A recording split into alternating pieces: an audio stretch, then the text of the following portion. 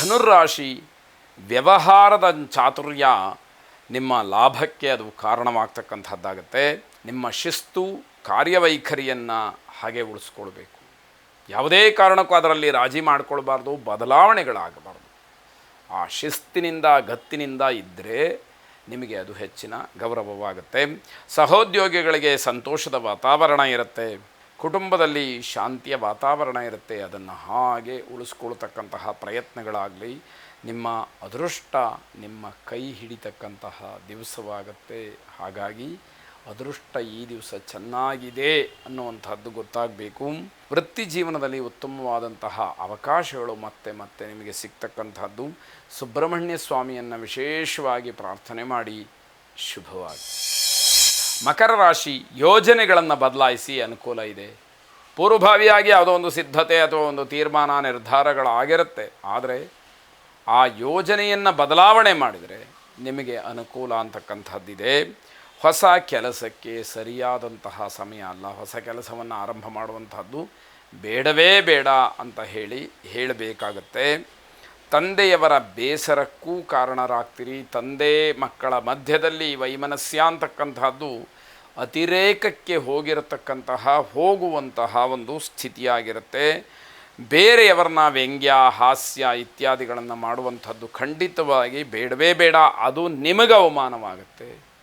ಹಿಂದಿರುಗಿ ಏನಾದರೂ ಹೇಳಿದರು ಅಂತಂದರೆ ಎಂಥ ಆಭಾಸ ಆಗುತ್ತೆ. ಗಮನಿಸ್ಕೊಳ್ಬೇಕಾದಂಥದ್ದು. ಪೋಷಕರ ಸಲಹೆಯನ್ನು ಮಾನ್ಯತೆ ಮಾಡಬೇಕು. ತಾತ್ಸಾರ ಮಾಡೋ ಹಾಗಿಲ್ಲ. ಯಾಕೆ ಅಂತಂದರೆ ಅವರು ಇದನ್ನೆಲ್ಲ ಗಳಿಸಿ ಉಳಿಸಿ ನಿಮಗೆ ಬಿಟ್ಟಿದ್ದಾರೆ. ಹಾಗಾಗಿ ದೊಡ್ಡವರ ಮಾತಿಗೆ ಬೆಲೆ ಅಂತಕ್ಕಂತಹದ್ದು ಬೇಕಾಗುತ್ತೆ. ಆರ್ಥಿಕವಾಗಿ ನೀವು ಮಾಡಿದಂತಹ ಕೆಲವು ಕೆಲಸಗಳಿಂದ ನಿಮಗೆ ಸಮಸ್ಯೆಗಳಾಗತ್ತೆ. ನೀವೇ ಮಾಡಿಕೊಳ್ಳುವಂತಹ ತಪ್ಪು ಸ್ವಯಂಕೃತ ಅಪರಾಧ, ಕೈಯಾರೆ ಮಾಡಿಕೊಂಡಂತಹ ತಪ್ಪುಗಳಾಗಿರುತ್ತೆ. ಶನೈಶ್ಚರನನ್ನು ವಿಶೇಷವಾಗಿ ಪ್ರಾರ್ಥನೆ ಮಾಡಿ. ಶನಿ ದೇವಾಲಯಕ್ಕೆ ದರ್ಶನಕ್ಕೋಸ್ಕರವಾಗಿ ಹೋಗಿ ಬನ್ನಿ. ನೀಲಾಂಜನ ಸಮಾಭಾಸಂ ರವಿಪುತ್ರಂ ಯಮಾಗ್ರಜಂ ಛಾಯಾ ಮಾರ್ತಾಂಡ ಸಂಭೂತಂ ತನ್ನಮಾಮಿ ಶನೈಶ್ಚರಂ ಎಂಬುದಾಗಿ ಪ್ರಾರ್ಥನೆಯನ್ನು ಮಾಡಿ. ಶುಭವಾಗಿ. ಕುಂಭರಾಶಿ ಖರ್ಚನ್ನು ಬಹಳ ನಿಯಂತ್ರಣದಲ್ಲಿ ಇಟ್ಟುಕೊಳ್ಬೇಕು.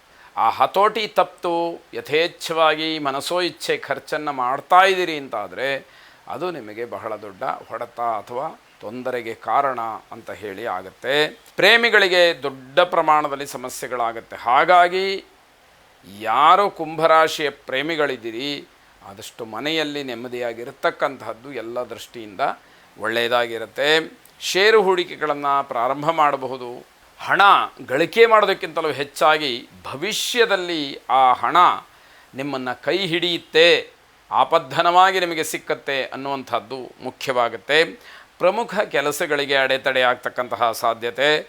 ಅಹಂಭಾವ, ಅತಿಯಾದಂತಹ ಸಂತೋಷ ಇದ್ಯಾವುದೂ ಕೂಡ ಬೇಡವೇ ಬೇಡ. ನಿರಾಸೆಗೆ ಇವೆಲ್ಲ ಕಾರಣ. ಒಂದೇ ಸಾರಿ ನಿಮಗೆ ನಿರಾಸೆ ಆಗ್ತಾ ಇದೆ ಅಂದ್ಕೊಂಡಿದ್ದು ಈಡೇರಲಿಲ್ಲ ಅಂತಂದರೆ ದೊಡ್ಡದಾದಂತಹ ಅವಮಾನಕ್ಕೆ ಅದು ದಾರಿಯಾಗ್ತಕ್ಕಂಥದ್ದಾಗತ್ತೆ. ಮನೆಗೆ ಹೊಸ ಅತಿಥಿಯ ಆಗಮನವಾಗ್ತಕ್ಕಂತಹ ಸಾಧ್ಯತೆ. ಮೈಲಾರಲಿಂಗೇಶ್ವರನನ್ನು ವಿಶೇಷವಾಗಿ ಪ್ರಾರ್ಥನೆ ಮಾಡಿ. ಶುಭವಾಗಿ. ಕೊನೆಯದಾಗಿ ಮೀನರಾಶಿ ವಿದ್ಯಾರ್ಥಿಗಳಿಗೆ ಸರ್ವಾಂಗೀಣವಾದಂತಹ ಅಭಿವೃದ್ಧಿಯ ಯೋಗ ಈ ದಿವಸ. ಮಾನಸಿಕವಾದಂತಹ ಗೊಂದಲಗಳು ನಿಮ್ಮಿಂದ ದೂರವಾಗ್ತಕ್ಕಂಥದ್ದು. ಸ್ಥಗಿತಗೊಂಡಂತಹ ಕಾರ್ಯಗಳು ಮುಂದುವರಿಯುವುದಕ್ಕೆ ಅವಕಾಶಗಳು ಆಗುವಂಥದ್ದಿದೆ. ತಂತ್ರಜ್ಞಾನದ ವಿಚಾರಕ್ಕೆ ಬಂದರೆ ಹಣವನ್ನು ತುಂಬ ಖರ್ಚು ಮಾಡಬೇಕಾದಂತಹ ಪರಿಸ್ಥಿತಿ ಇರುತ್ತೆ. ಮನೆ ಬದಲಾವಣೆ ಅಥವಾ ಸ್ಥಳ ಬದಲಾವಣೆಯ ವಿಚಾರ ಇದ್ದರೆ ಈಗ ಸದ್ಯಕ್ಕೆ ಖಂಡಿತ ಬೇಡ ಅದು ಅಂತ ಹೇಳುವಂಥದ್ದು. ಹೊಸ ಕೆಲಸವನ್ನು ಆರಂಭ ಮಾಡೋದಕ್ಕೆ ಸೂಕ್ತವಾದಂತಹ ಸಮಯ ಇದು. ಕುಲದೇವತಾ ಪ್ರಾರ್ಥನೆಯನ್ನು ಮಾಡಿ. ಶುಭವಾಗಿ.